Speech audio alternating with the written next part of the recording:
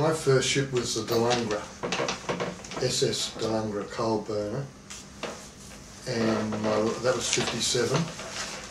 And my last job with the tugs, I can't even remember what tug I was on. The last tug I was on. I just can't remember the day that I finished in the tugs. What tug I was on, because I was in the relief gang that travelled around. Yeah, my first ship was a thing called the VL129. It was a drifter. I was only a kid then, and I've been in tugs after that and cargo ships.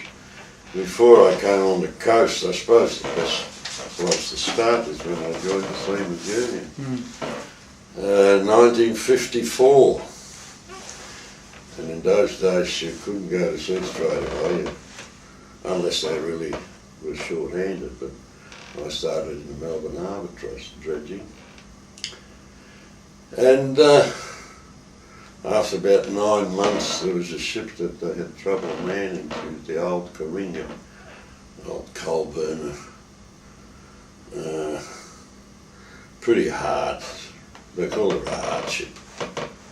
And I joined there, and I suppose it was the beginning of my coastal career. And been a fairly proud member of the SUA for a number of years, until in the mid-60s I joined the Merchant Service Guild. In those days it was union policy that as many members as possible would study and join the guild. I had an overseas ticket which wasn't recognised here, so I got what they called the jam tickets, which allowed it was sort of a local certificate. And I'd applied for a mate's job with various towing companies.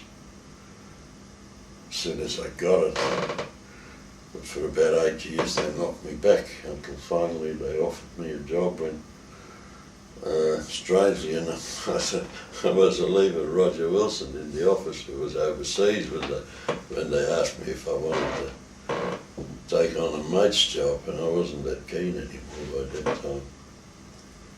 And anyway, Elliot rang me up, God knows how he knew, and he said, look, get amongst it, you know. So I had me booked up for 12 months, joined the guild.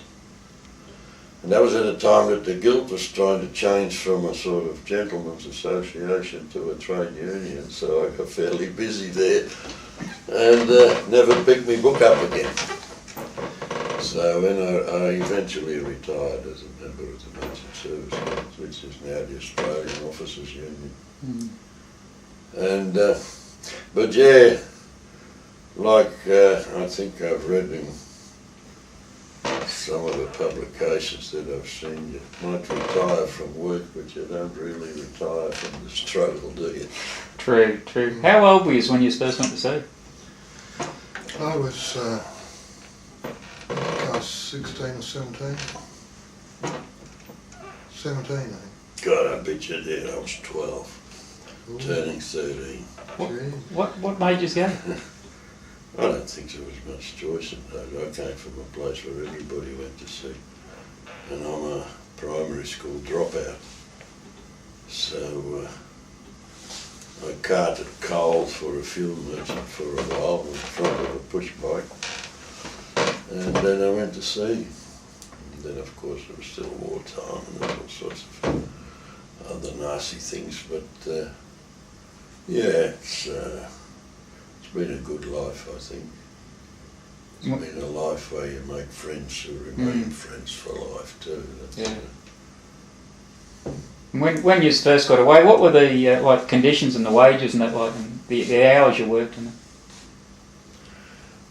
Well, I've never slept on a donkey's breakfast, but I've heard about it, and I think things generally started to improve. I suppose we've seen the improvements happening over a period of well over half a century, and unfortunately, we've now reached a stage where people have to start fighting very hard to keep the gains that have been made in the industry, because they're considerable. Even when I came on the coast in '54, things were not so hot. Leave was sort of very limited. I think it was still, 2 weeks a year. Yes. And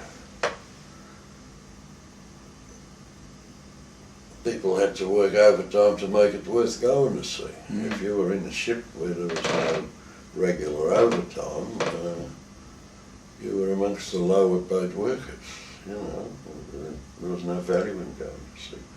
So that seamen had to sort of do their normal work and then turn out for overtime on a daily basis.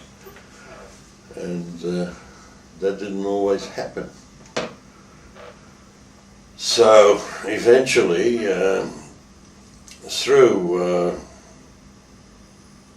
the union and hard fighting and hard negotiating by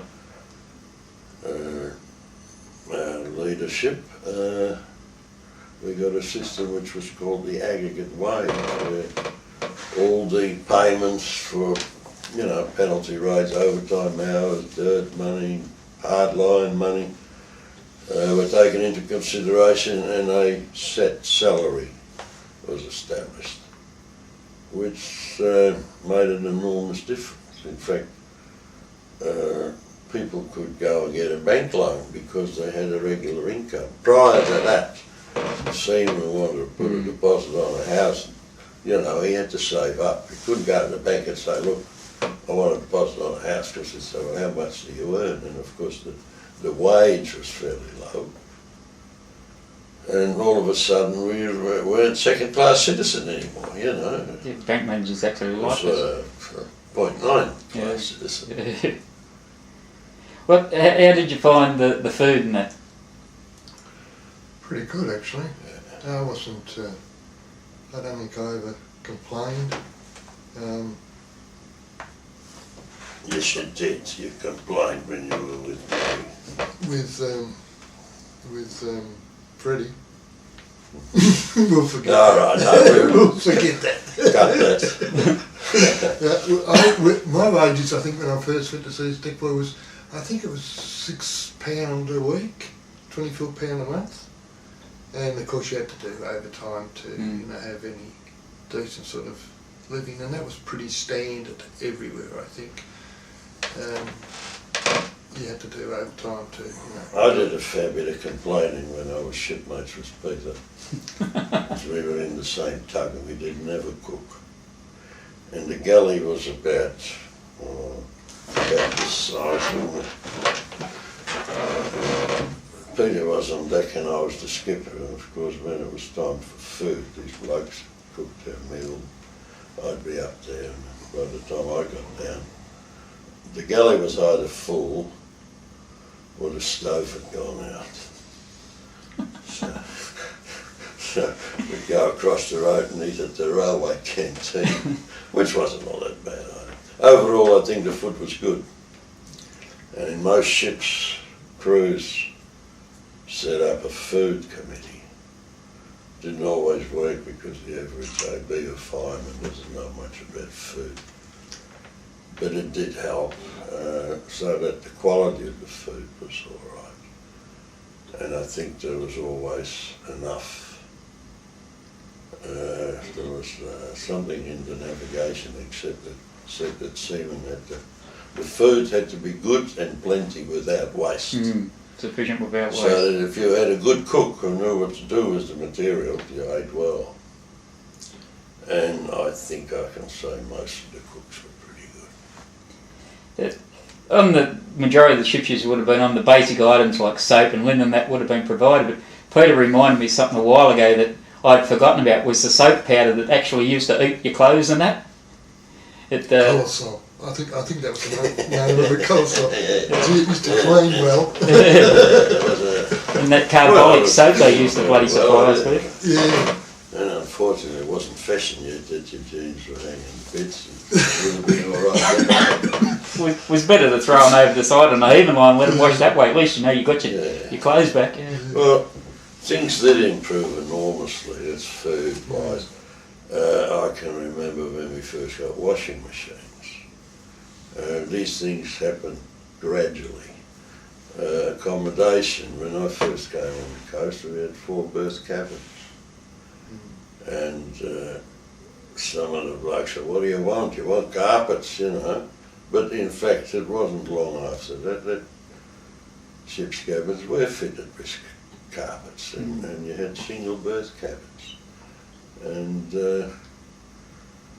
you had recreation rooms. I believe there were ships where they had gyms. Yeah. And of course, those things weren't just given to seamen, you know, they took a lot of struggling. But eventually the conditions were pretty good. It did one thing.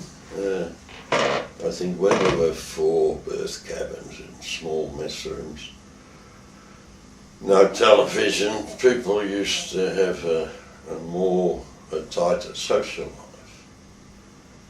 And eventually they all had their own little room with an ensuite. It stopped that sort of thing. There were less discussions.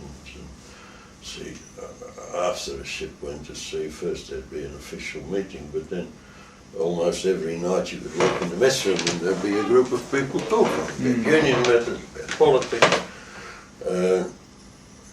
And this was good education, particularly for younger seamen.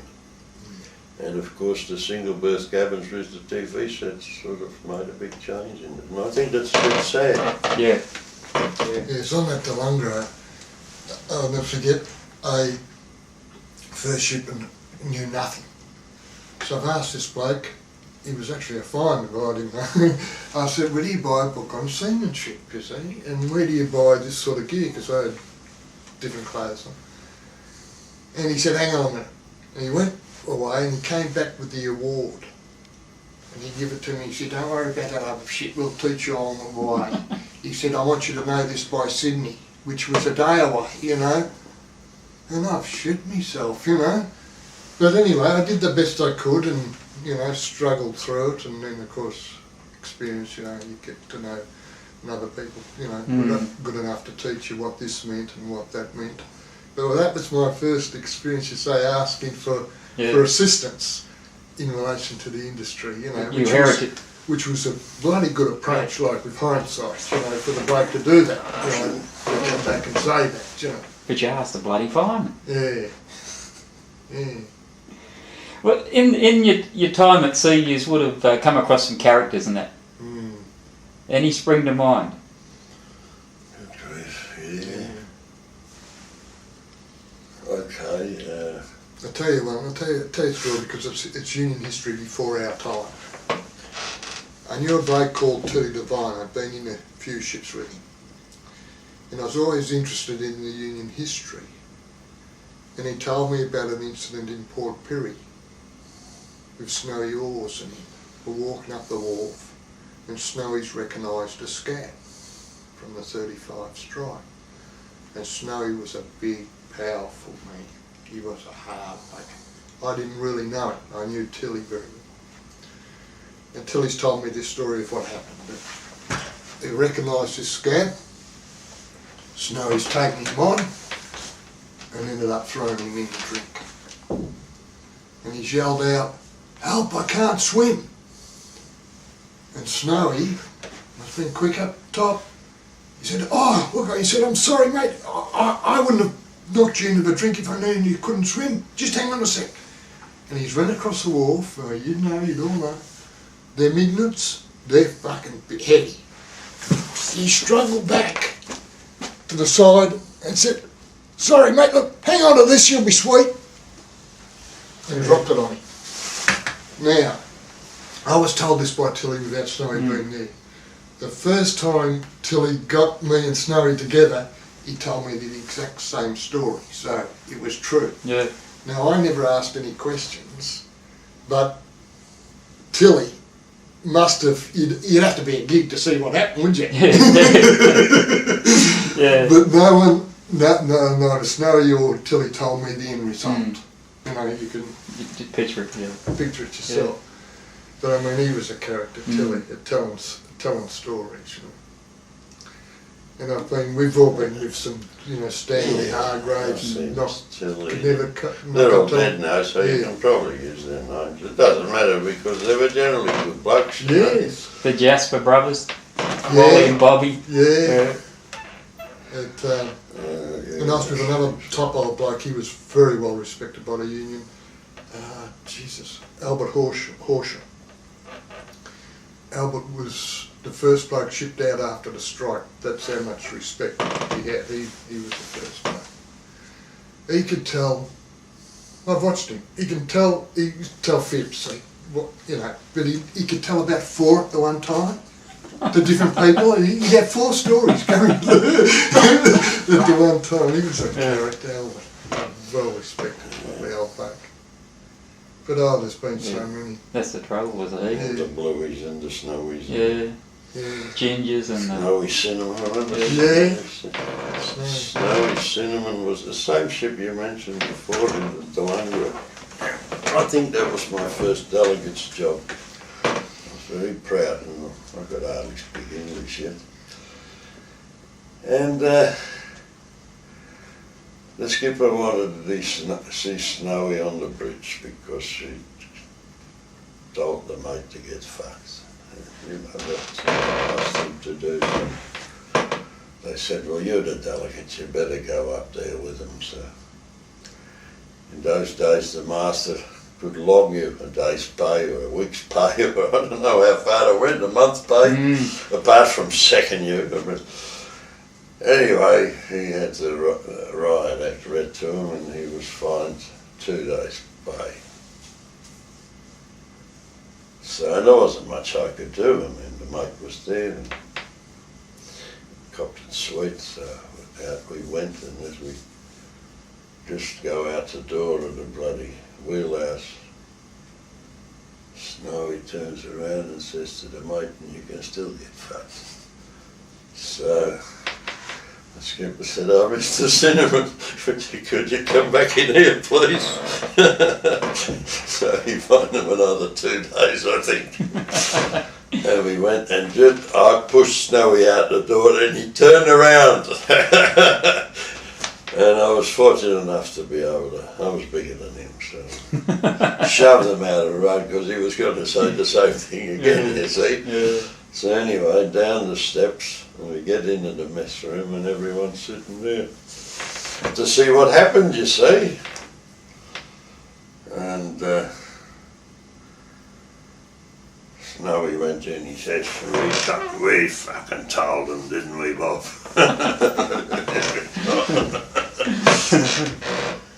In your time at sea, you would have come across some highs and some lows and that. What was your low period and your high period in the sea going? I had one virtually not long after I went to sea on the second ship to Australia. They've got me on the phones upstairs, up in the bridge. The skipper gives the order to the mate, I think it was, and the mate gives the order to me, and I relay it to the other mate, sea change, you see. And we're in Melbourne, Wednesday, and it's a stinking hot northerly, really heavy northerly.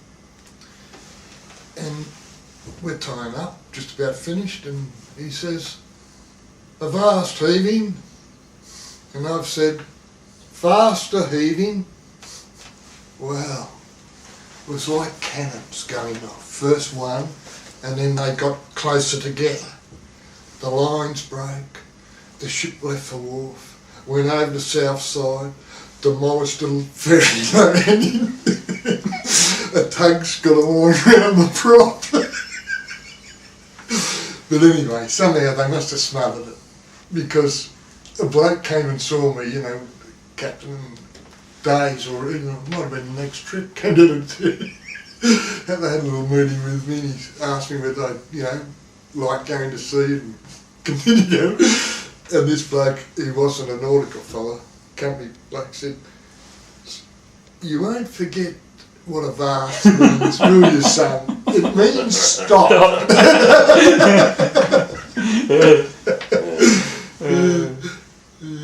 Muck-ups. Yeah. You remember the funny things. Yeah. Yeah, I don't think there were too many lows, It was always struggle. It was just... Yeah. I think the thing that you take away with you when you retire is the comradeship and the mateship. You know. I've seen a lot of that, and you know, I don't suppose Seaman has a monopoly on that, but they were probably in a better position to nurture these things because living together and battling together. Yeah. You know, it's when you join a ship, it's a bit like having an all-male family.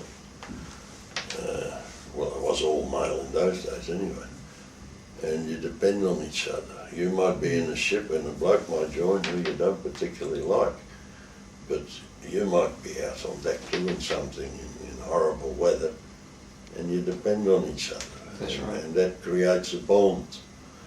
When you both pay off, he goes his way, you go yours. But while you're there, you need each other, and you know, it's that sort of closeness. I suppose military people have that. So blokes who go down mines, and that's how sea life used to be, which is a very good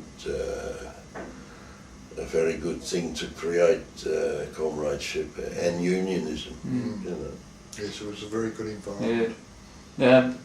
Next comes to the disputes and that we have to went through. I've got a funny feeling, Peter, one of the first times I ever met you was in the bloody Vietnam disputes. One of the biggest dispute at the time until the IR disputes of the last couple of months. In 70, I think it was. I went to disputes when I was a deck boy that I didn't know really what they were about until you were there. Because I remember the first one, and it's similar to this situation now with, well, they call it 457? Whatever. Changes its name every 5 minutes. A Paso ship down at 16 Vic. And I remember being taken down there, and I really didn't know what it was about. Another time, Birdie took us to the court. It was about the Camilla. She'd come out as a non-union run job, and there was trouble about that. That was my flagship. I spent 5 years there. Anyway, and something to remember there, I never said a word, but a bloke asked Billy Bird, he said to Bill, how do you keep going day after day? And Bill said back, every night I go to bed hating the ship. That'd be exact words. But there was always struggle and there's always political agitation, and we were lucky that also that the union threw up amongst the ranks good leaders. You know, good delegates, good bosuns. I think probably that's where the maritime unions have been ahead of other unions, and their leadership came from the rank and file. And in fact, in the early days, young people were encouraged to study. And I think some of us had dreams that eventually some of your younger members would be lawyers and people who could then use their skills for the benefit of the organisation. Well, it was a good dream, and there's no reason why we shouldn't still dream that. But in the maritime unions, we didn't rely on outside people. You know, your organisers were within your own ranks, which was traditionally the case. You know, in the early years of trade unionism, organisers were people who didn't have paid jobs. They just went and found a job so that they could organise something. You know. Times change and methods change, so what's happening now probably suits today. But I think both Peter and myself, we've been very fortunate in our choice of career. We've seen the good things. Yes.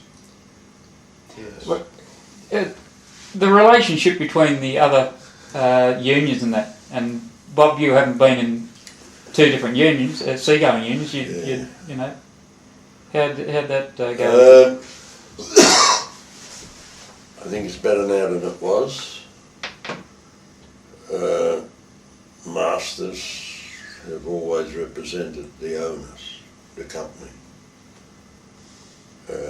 and consequently the other officers whose ambition it is to become masters are also regarded to be them rather than part of us. There's been a lot of mistrusts, you know, but I've also seen that through industrial disputes where things were really serious, the unions can work together and people on the job can work together. I understand that on modern ships people live in the same quarters, eat in the same mess room or dining room, so that there's more communication. If you go aboard a ship now, the mate walks around in a pair of overalls, so that there's not this sort of difference between the bloke in the dungarees and the bloke with the gold stripes on his shoulder. And that's an important thing too. I think there's more communication. They've got to be. Yeah, they've got to these days with the small amount of crews too. Sure. Yeah. See, I would like to see, and I've always wanted to see this, is an amalgamation of all the maritime units. When I first joined the coast, there were 5 unions. There were the officers, the master and the mates, and there were the engineers, and there was the Seaman's Union, the Stewards Union, the Cook's Union, and the Wireless Operators Union. And the chippies. And the chippies, yes. And the cooks were in a different union too. There were 7 different unions. Yeah, 7. Yeah. And the chippies eventually became guild members. Yeah.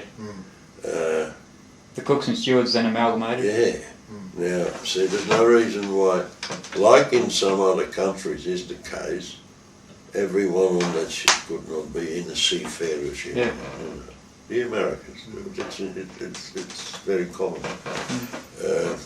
There's another dream. Maybe that'll happen someday. We'll have to get some ships first. We haven't got ships. True. And how did you? Well, Perry's would have seen the introduction of the pickup and the Seaman's Retirement Fund and Schedule C and that. I think the pickup was already operating when I, like we ran the pickup, so to speak. Yeah, that was already in operation when I went to sea, I think.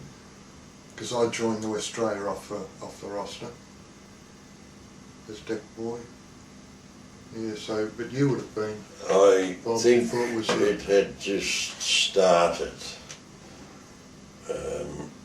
when I joined the union, because like I said, I joined the Harbour Trust, and then if you wanted to go to sea, you had to show your face at the pickup occasionally, which I did, and on one occasion I got a job. Well, Lal Troy was an official in Melbourne, and he said to me, "You want a job?" I said, "Oh yeah, okay." So the union already had a certain amount of control over it. The pickup was in the old up in Collins Street, Rialto building downstairs. Not long after that, it was an official thing that the union, together with the shipping office, would run the pickup, so that in fact the shipping master had some say through his staff, and one of the union officials was there. Then there was a board where those who attended the longest were on top of the board, and so on and so on. Also, if you were on top of the board and the job wasn't filled, you were obliged to take that job, and it was a very fair system. It's one of the fairest systems I could think of, and unfortunately it's gone. I think that's one of the big losses that Seaman have had, is to lose control over that, you know. It is not as if the union could pick and choose the jobs, but the system meant that there was a fair distribution of job opportunities, where no one missed out on these opportunities. And I don't know how it runs now. I understand it's not all that wonderful. Company employed, all company employed. We haven't got a. So that means if they don't want you, you don't get the job. You know? And see, when the unions had part control over picking up seamen, it didn't mean that just you know, that they could put people in jobs helter-skelter the way they chose. It was a fair system, and through the shipping office, the employer also had a certain amount of say. But the way it is now, I think we've gone backward enormously in that area. And of course now that people don't really have to be in unions, I would say we're back in pre-Second World War conditions. And that's not good. It's not good at all. No, I agree with you there. I had a funny experience in the Rialto pickup. You know Maxie Woods? Yeah, no, Maxie. Right. Max is running the pickup. Bucko. And there was 3 jobs, you know how long it used to be for, you could be months out of work as Bucko. There were 3 jobs, I'm the only Bucko there, and there's 3 jobs on the board. And once again another old fireman came on, he said, what a bit of fun, son. I said, well yeah, what? He said, ask which one has got single berth. You see? So then that's fair, that's nothing else. I thought, well that's all right, I'll do I that. suppose you want the carpet still. When Max reads out the jobs, I ask, which one has got single berth? Well, Max. Max couldn't see the funny side. Oh no, he's gone ballistic. There's a Bucko, asking. Daring to ask. Daring to ask which has got single berth, Yeah. And, oh gee, I'm sorry I did it really, but, like with hindsight, gee, it was so funny. He just went right up, And he said, good unionist, principled, long time activist, But, geez, that was a funny day. How have you found the SRF affected you? It would have been better than going down the gangway with your last pay packet, like a lot of seamen did. Oh yes, they told us lies about the SRF, like when they first brought it in. Well, Bob wasn't in this show, but Pat told us lies. The contribution was I think $1.30 a week, wasn't it? Something that rings a bell. Or even lower, Yeah. certainly no higher. Yeah. And Pat said, common sense, look, he said, this system is not for you old timers, really. You middle-aged and blokes getting on. He said, this is really a caper for the young people coming on. He said, because it's like the acorn trick, you plant the acorn and eventually it grows and it'll produce other acorns. We'll cop that, fair enough. When I retired, I had 300,000 and payoff was, I ended up with 400,000. Now, I'd like to go back to Pat and say, what did you say about it? What did you say? Because it certainly has. I mean, I currently get $613 a week. SRF. It could be more, but I elected to take the minimum. Yeah. Now, that's not big money, but it's 3 times better than the pension. Yeah, that's true. That's true. Yeah. Now, one thing which I personally think is bloody disgraceful now, but Peter will agree with me. We used to have some beauties in the old days. Stop work meetings. I remember Unity Hall being packed. You couldn't jam another person into some of them meetings, sir. Yeah. I seen a newspaper bloke getting carried out of there over the shoulders of people. Because there's always a show of books. And if you weren't a member of the Seamen's Union, well, you shouldn't be there. And apparently, I forgot what it was, but there was something big going on. Some dispute. And there's a bloke there who turned out to be a reporter. Don't know what newspaper. And they found him out. They didn't hurt the poor man, but his feet never touched the ground. He was sort of handed over from one rock to the other until he was out the door. And that was interesting. But yeah, the fact that Seaman had monthly meetings, that goes back to this other thing where it meant that over a period of time, going to different ports, you had come to meet most of your officials. Yes. You knew blokes all around the coast almost. It meant that most of us, we didn't vote for names. that we couldn't put a face to. And that was good. Mm.